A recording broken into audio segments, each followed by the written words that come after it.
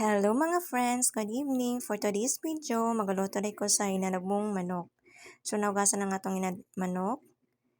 So sunod, ato na siyang ibutang sa kalaha. Ako sa dayon siya paitusan guys. So samtang nagpaitos ta sa atong manok, maghiwa-hiwa sa ta sa atong mga panakot nga gamiton.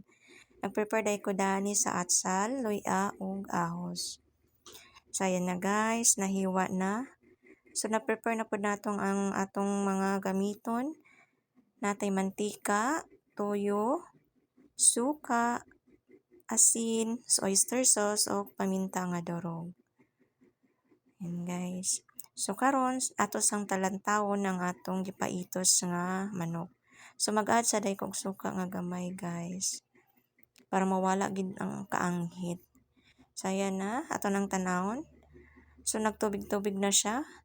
So ato na siyang haonon. Ato ning iyabo ang tubig guys. Kay mo na siya anghit manggod na siya god. So ato siyang haonon.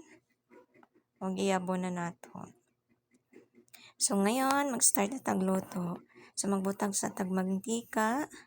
Dayon gisahon na nato ang panakot nga atong gi-prepare. Igisa na nato ang ahos, ang luya, at ang imikos-mikos hantod nga ma-brown, malabas ang kahumot sa atong panakot. Dayon, magbutang dayon ta sa atsal. Ato na dayon isunod ang atsal guys. Mas lami man gud ang panakot nga medyo toasted. Nga mag-brown gud siya ba para humot. So yan na, mutang na nato nga atong atsal. Kay medyo naman siya tostado, so ibutang na nato ang atong ipaitusan ng manok. Mikos-mikos lang na, atong kuraw-kurawon. Ayan, takloban.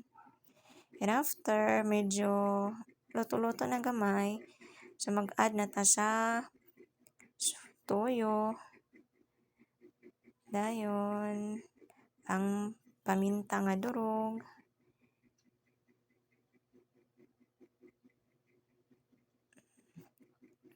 Ang kuraw na to siya. Ayan. Atong takloban. So, karon mag-add na ta sa oyster sauce. Tansya-tansya lang sa kadaghanon guys. So, ato lang na siyang imikos-mikos pag-usap. Yan na. Nag-add ko nag-asukal guys.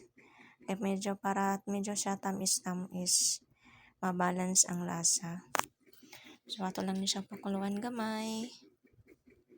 Ayan. So, yummy na kaayo. Ayan, luto na guys. Thank you for watching. Until my next video.